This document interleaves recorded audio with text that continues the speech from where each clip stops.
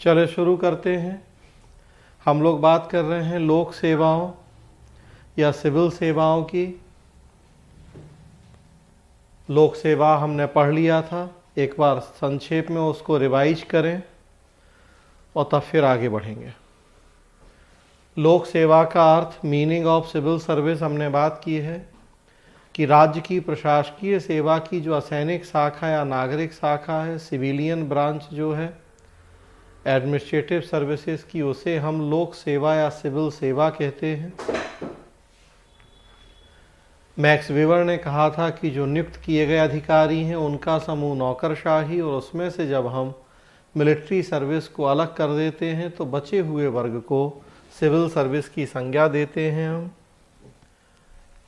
Indian penal code या भारतीय दंड संहिता के अनुसार हम बात कर रहे थे कि सरकारी सेवारत या वेतन पाने वाले लोगों को लोक सेवक की श्रेणी में रखा गया है। भारतीय लोक सेवा की कुछ विशेषताओं की हमने बात की थी कि यह हमें ब्रिटिश शासन की देन है, और साथ में जो मैक्स वेबर के नौकरशाही मॉडल के लक्षण हैं, लगभग वही विशेषताएं भारतीय लोक सेवाओं की हैं, क्योंकि दुनिया के लगभग हर देश ने जर्मन सोशियोलॉजिस्ट मैक्स वेबर के आइडियल टाइप ऑफ ब्यूरोक्रेसी को ही फॉलो किया है। हमने लोक सेवाओं का जो कॉन्स्टिट्यूशनल स्टेटस है उसकी बात की थी। कुछ महत्वपूर्ण आर्टिकल जिनमें लोक सेवाओं के लिए इम्पॉर्टेंट प्रोविज़न किए गए हैं, आर्टिकल 309, 310, 311, 312, 315, 323A और 335। 309 हमने देखा था, उसमें भर्ती सेवा शर्तों का प्रावधान था, तो था कि संसद और राज्य विधानमंडल, केंद्र व राज्य सरकारों के अधीन जो लोक सेवाएं आती हैं उनके लिए भर्ती और सेवा शर्तों को रेगुलेट करेंगे। तो केंद्रीय सरकार की सेवाएं और राज्य सरकार की सेवाएं, दो तरह की सेवाओं का उल्लेख था। केंद्र के लिए पार्लियामेंट को, राज्य के लिए राज्य के जो लेजिस्लेटिव हैं उनको रेगुलेशन के लिए रूल्स लॉज बनाने की अथॉरिटी दी गई थी।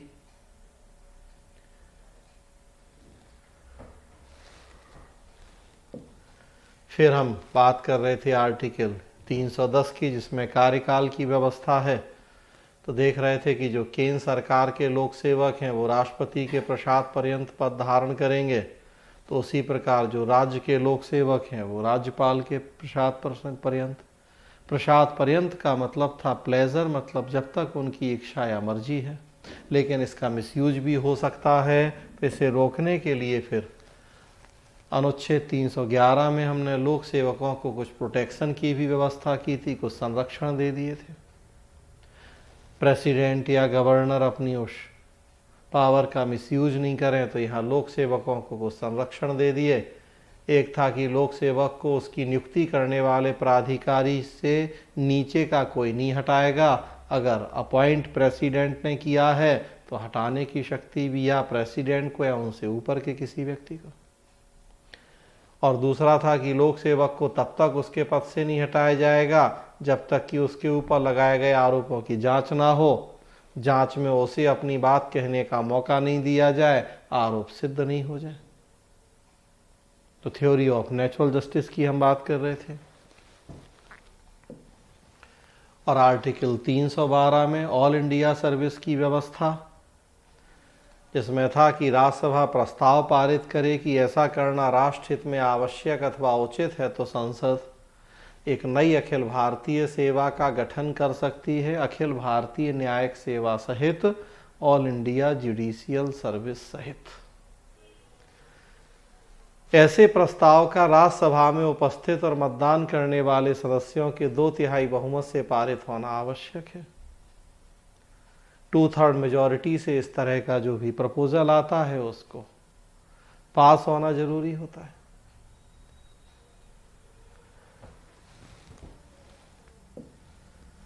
फिर हमने देखा था कि हमारे देश में लोक सेवाओं का वर्गीकरण 3 श्रेणियों में क्या किया गया है। तीनों का उल्लेख है संविधान में। आर्टिकल 309 में सेंट्रल सर्विस और स्टेट सर्विस, और 312 में all India service.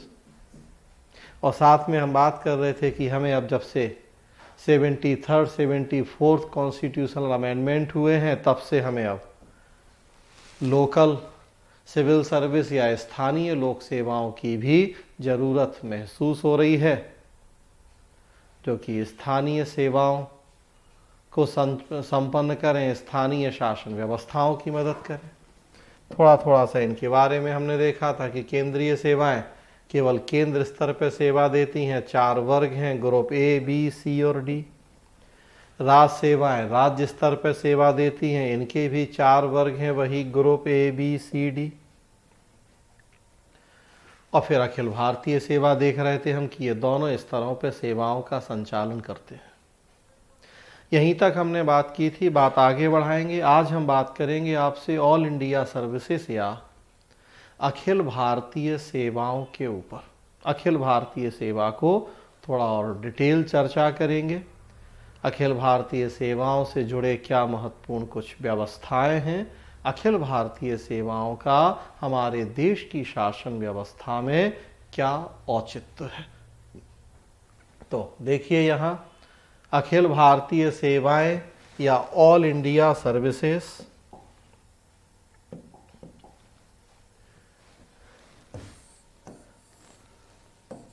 All India services या अखिल भारतीय सेवाएं। अखिल भारतीय सेवाएं केंद्र और राज्य, सेंटर और स्टेट दोनों लेवल पे अपनी सेवाएं देती हैं।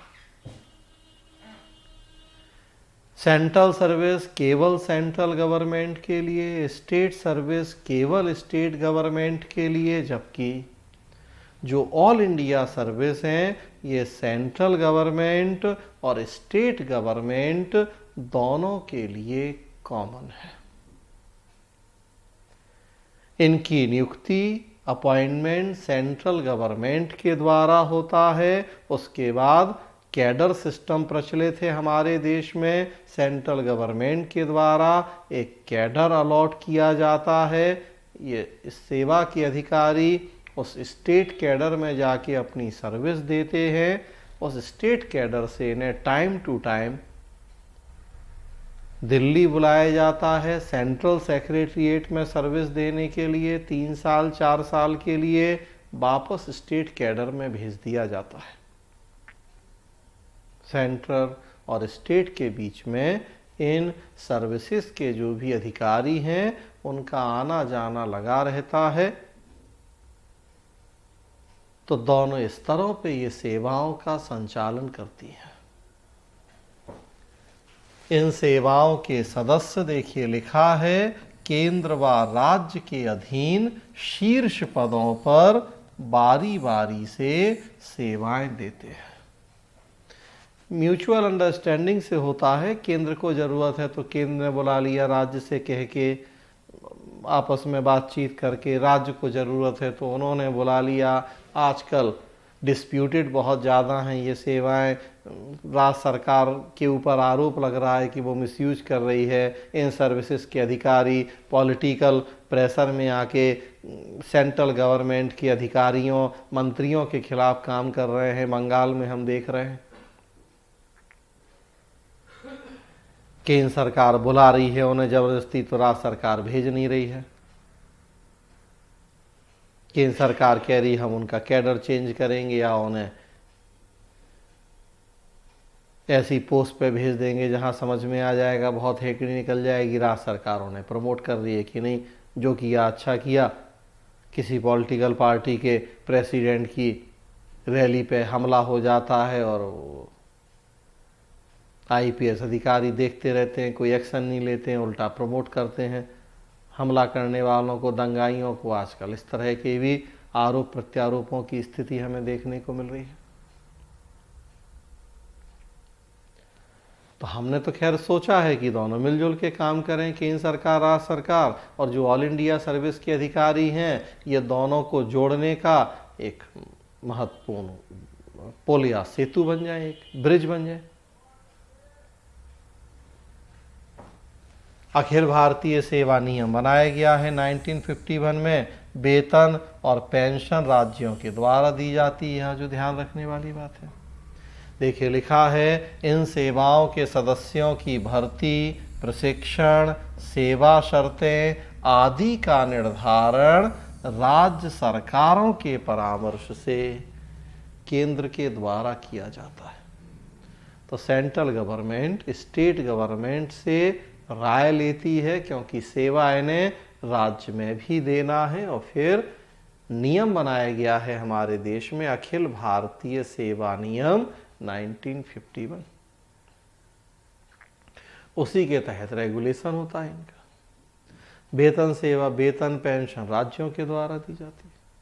हाँ, लेकिन जितने दिन केंद्र में काम करेंगे तो केंद्र देगा वेतन।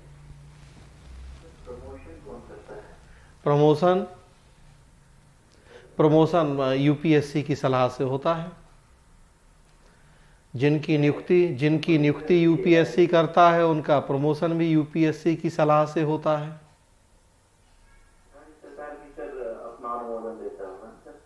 हाँ, वो पूरी प्रोसेस है, यूपीएससी से सलाह ली जाएगी, उसमें सेंट्रल गवर्नमेंट का भी रोल रहेगा, स्टेट गवर्नमेंट का और यूपीएससी का भी। जब यूपीएससी पढ़ेंगे पवेड में या पॉलिटी में तो देखेंगे कि यूपीएससी का एक ये काम है कि जिनकी नियुक्ति यूपीएससी करता है उनके प्रमोशन भी यूपीएससी से पूछ के ही किए जाते हैं। तो उसमें तीनों का रोल हो जाएगा, मतलब स्टेट गवर्नमेंट की भी राय, चूंकि हम तो बात कर रहे हैं म्यूचुअल अंडरस्टैंडिंग जरूरी है, सेंट्रल गवर्नमेंट भी हो प्लस यूपीएससी का भी उसमें इन्वॉल्वमेंट होगा।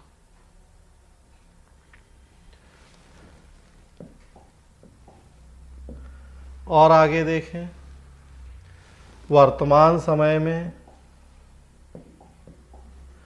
हमारे देश में 3 अखिल भारतीय सेवाएं ऑल इंडिया सर्विसेज हैं। इंडियन एडमिनिस्ट्रेटिव सर्विस या भारतीय प्रशासनिक सेवा आईएएस, इंडियन पुलिस सर्विस भारतीय पुलिस सेवा आईपीएस और इंडियन फॉरेस्ट सर्विस भारतीय वन सेवा या आईएफएस। 3 ऑल इंडिया सर्विस हैं। इसमें जो आईएएस और आईपीएस हैं ये हमें अंग्रेजों की देन है। ब्रिटिश शासन काल में ही इन सेवाओं की स्थापना हो गई थी। आफ्टर इंडिपेंडेंस हमने इनको कैरी किया, कंटिन्यू किया, इनके इम्पोर्टेंस को देखते हुए। ब्रिटिश शासन काल में आईएएस का नाम आईसीएस हुआ करता था, इंडियन सिविल सर्विस। स्वतंत्रता के बाद हमने नाम कर दिया इंडियन एडमिनिस्ट्रेटिव सर्विस। आईपीएस का नाम ब्रिटिश शासन में हुआ करता था इंपीरियल पुलिस सर्विस, अब हमने नाम कर दिया इंडियन पुलिस सर्विस। जब संविधान बना तो काफ़ी विवाद भी हुआ इस बात को लेके कि ऑल इंडिया सर्विसेज को संविधान में कंटिन्यू करने का, स्वतंत्र भारत में इनको कैरी करने का औचित्य है कि नहीं है। संविधान निर्मात्री सभा के कई सदस्य थे जो चाहते थे कि अब इनको कंटिन्यू करने का कोई औचित्य नहीं है। तर्क था कि हम फेडरल सिस्टम को अपना रहे हैं अपने देश में। फेडरल सिस्टम में 2 स्तरीय सरकारें होती हैं, केंद्र सरकार, राज्य सरकार, दोनों के बीच में शक्तियों का विभाजन होता है, डिवीजन ऑफ पावर। दोनों के लिए हम 2 अलग अलग सर्विस बना ही रहे हैं आर्टिकल 309 में, सेंट्रल सर्विस और स्टेट सर्विस। तो फिर अब हमें ऑल इंडिया सर्विस की क्या जरूरत है। ये ऐसी सर्विस होंगी कि नियुक्ति केंद्र करेगा, सेवा राज्य में देंगी, तो स्वाभाविक सी बात है कि केंद्र इनके माध्यम से राज्यों के कामों में हस्तक्षेप करेगा, इंटरफेरेंस होगा, पॉलिटिकल मिसयूज होगा।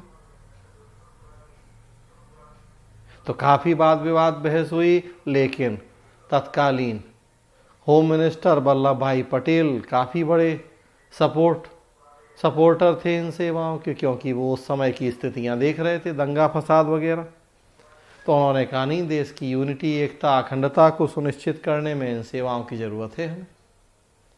फाइनली इनको शामिल करना स्वीकार किया गया। तो 2 तो हमने वो अंग्रेज़ों से ले ली जो कि उस समय से ही चली आ रही थी, नाम बदल दिए ताकि कहीं ये ख्याल ना रह जाए कि ये तो हमें अंग्रेज़ों की देन है।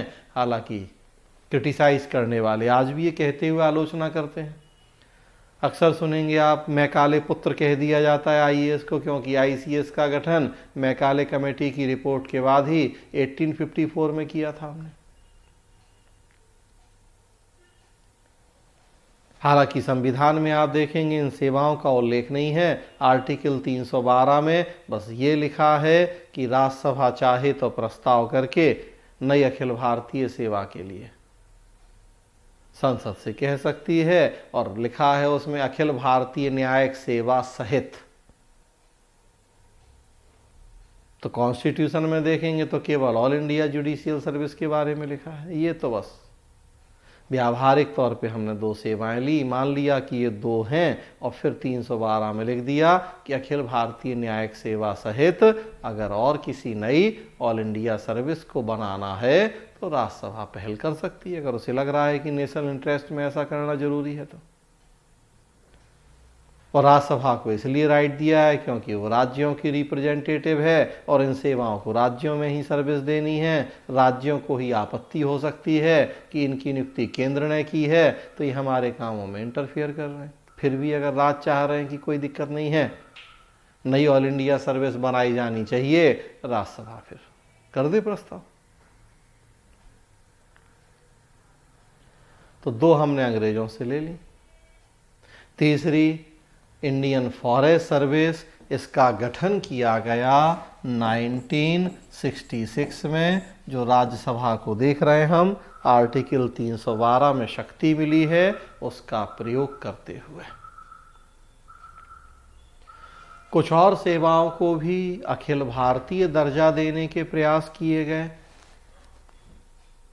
Indian engineering service, Indian health service, कई और सेवाओं के लिए भी हमने प्रयास किए कि उन्हें भी हम अखिल भारतीय दर्जा दें, लेकिन नहीं हो पाया, केवल भारतीय वन सेवा। हाँ, ऑल इंडिया जुडिशियल सर्विस के लिए जरूर समय समय पे मांग होती रहती है हमारे देश में। पिछले कुछ समय से ऑल इंडिया एडुकेशन सर्विस के लिए भी बात चल रही है। फिलहाल कुल 3 ऑल इंडिया सर्विस हैं। इसमें आप देखेंगे जो आईएएस अधिकारी हैं ये पर्सनल मिनिस्ट्री या कार्मिक मंत्रालय के अधीन सेवाएं देते हैं। Personnel public grievance and pension ministry है हमारे देश में। कार्मिक लोक शिकायत और पेंशन मंत्रालय, जो आईएएस अधिकारी हैं ये उस मिनिस्ट्री के अंडर में काम करते हैं, और वो जो पर्सनल मिनिस्ट्री है हमेशा पीएम अपने पास रखते हैं उसे। मतलब कहा जाए कि ऑल इंडिया सर्विस में भी आईएएस अधिकारी सीधे प्राइम मिनिस्टर के अंडर में काम करते हैं। तो यहाँ से इन सेवाओं का हम इम्पोर्टेंस समझ सकते हैं अपने देश में कि सीधे पीएम के प्रति रिस्पॉन्सिबल होते हैं।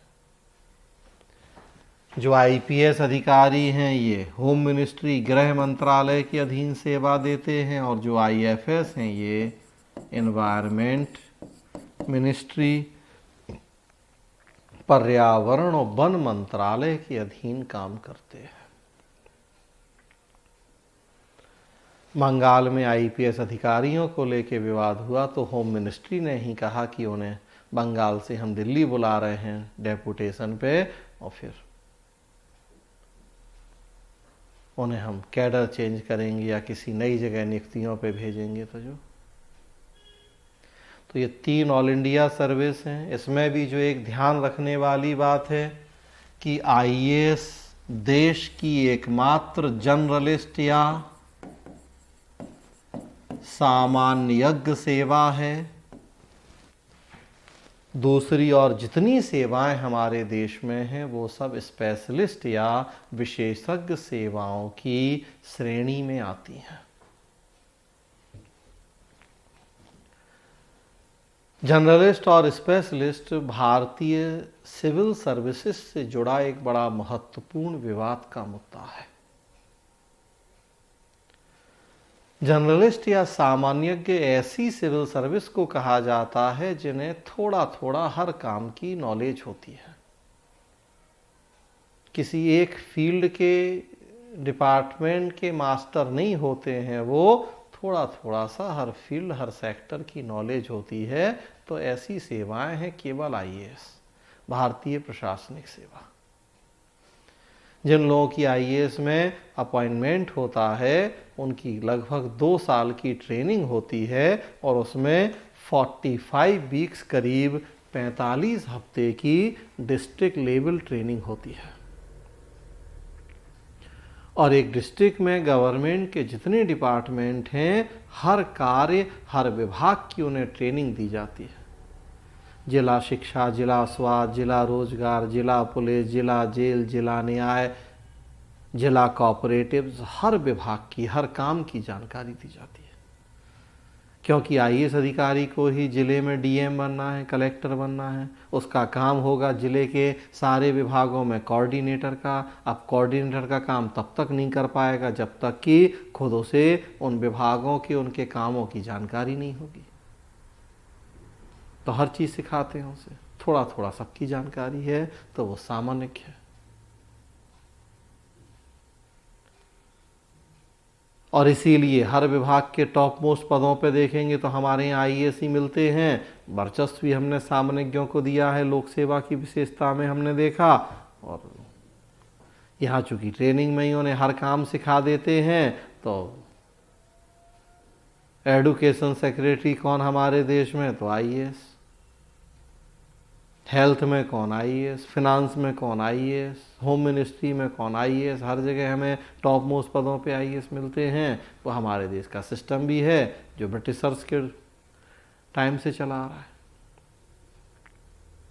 अब हालांकि आईटी का दौर है, इतना साइंस टेक्नोलॉजी डेवलपमेंट हो रहा है कि अब हमें विशेषज्ञों की ज़्यादा ज़रूरत पड़ रही है, स्पेशलिस्ट की।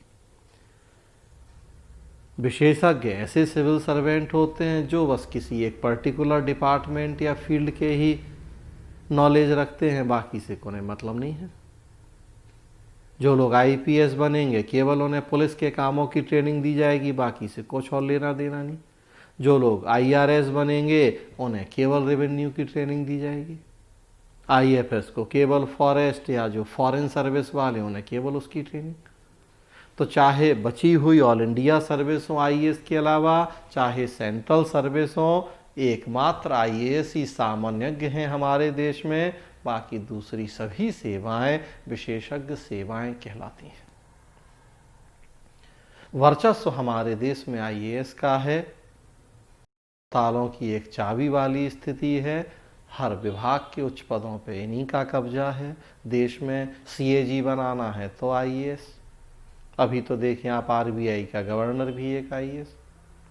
चुनाव आयुक्तों की नियुक्ति करनी, इलेक्शन कमिश्नर की, तो आईएएस। पब्लिक सेक्टर अंडरटेकिंग्स के एमडी बनाने हैं तो आईएएस। हर जगह हमारे देश में ज़्यादातर हमें आईएएस ही मिलते हैं। खैर, 3 अखिल भारतीय सेवाएं। अखिल भारतीय सेवाओं की 2 बड़ी महत्वपूर्ण विशेषताएं हैं। एक कैडर प्रणाली और दूसरा अवधि प्रणाली। कैडर सिस्टम और टेन्योर सिस्टम, ये 2 बड़ी महत्वपूर्ण विशेषताएं ऑल इंडिया सर्विसेज की। जैसा हम बात कर रहे हैं कि इनकी नियुक्ति सेंट्रल गवर्नमेंट के द्वारा होनी है। नियुक्ति के बाद फिर उन्हें एक स्टेट कैडर मिलता है और आजीवन लाइफ टाइम उसी स्टेट कैडर में सर्विस देनी है। तो लिखा हुआ है, कैडर प्रणाली के आधार पर इन सेवाओं के सदस्यों द्वारा विभिन्न राज्य सरकारों की सेवा में काम किया जाता है। जो स्टेट कैडर मिल जाएगा, हर स्टेट का हमने कैडर बनाया है। एक केंद्र शासित प्रदेशों का कैडर बना दिया है और अगमुट कहा जाता है। उसमें अरुणाचल प्रदेश हो गया, गोवा हो गया, मिजोरम हो गया और यूनियन टेरिटरीज हो गए। अभी आप देखिए तो रिसेंट डेवलपमेंट है कि जम्मू कश्मीर कैडर खत्म कर दिया है सेंट्रल गवर्नमेंट ने। अब तक स्टेट हुआ करता था तो अपना कैडर था, अब उसे हमने यूनियन टेरिटरी बना दिया है। एकदम रिसेंट डेवलपमेंट देखिए आप कि सेंट्रल गवर्नमेंट ने जम्मू कश्मीर कैडर खत्म कर दिया ऑल इंडिया सर्विस का। अब उसे भी जो अगमोट कैडर था जिसमें यूनियन टेरिटरीज हैं उसी में रख दिया है जेके को। मतलब अब जो जम्मू कश्मीर जाएंगे वो किसी भी यूनियन टेरिटरी में जा सकते हैं, वो गोवा भी जा सकते हैं, वो मिजोरम भी जा सकते हैं, वो अरुणाचल भी जा सकते हैं। अभी तक जम्मू कश्मीर का सेपरेट कैडर था तो जम्मू कश्मीर कैडर में जाते जीवन भर उन्हें और जम्मू कश्मीर कैडर में ही अपनी सर्विस देनी थी। अब ऐसा नहीं है, यूटी हो गया तो यूटी वाला जो कैडर, सेंट्रल गवर्नमेंट का अपना कोई अलग से कैडर नहीं होता है। बस वो तो ज़रूरत है तो सेंट्रल गवर्नमेंट म्यूचुअल अंडरस्टैंडिंग के बेस पे बुला लेती है इन्हें अपने पास, वापस भेज देती है। तो ये कैडर प्रणाली होती है। और दूसरा टेन्योर सिस्टम या अवधि प्रणाली है कि वो जो स्टेट कैडर से एक निश्चित अवधि के लिए दिल्ली आते हैं सेंट्रल गवर्नमेंट में सर्विस देने के लिए, वापस अपने स्टेट में लौट जाते हैं। 3 साल 4 साल की जो अवधि है दिल्ली आके सेवा देने की, तो वो अवधि प्रणाली कहलाती है, tenure system. All India service भी हमें ब्रिटिशर्स की कंट्रीब्यूशन है, कैडर सिस्टम, टेन्योर सिस्टम, ये सब भी अंग्रेज ही शुरू करके गए थे। आफ्टर इंडिपेंडेंस भी हमने इन सारे सिस्टम को कंटिन्यू रखा है। तो लिखा है कि अवधि प्रणाली के आधार पर इन सदस्यों की जो प्रतिनियुक्ति है, अवधि प्रणाली के आधार पर इन सेवाओं के सदस्यों की जो प्रतिनियुक्ति है वो केंद्र में की जाती है और एक सर्टेन टाइम पीरियड, नियत कार्यकाल के बाद ये वापस अपने राज्य में चले जाते हैं। लगभग 8 साल जब हो जाते हैं सर्विस के, ऑल इंडिया सर्विसेज के अधिकारियों को, तो फिर उनके ऊपर ये जो टेन्योर सिस्टम है शुरू हो जाता है।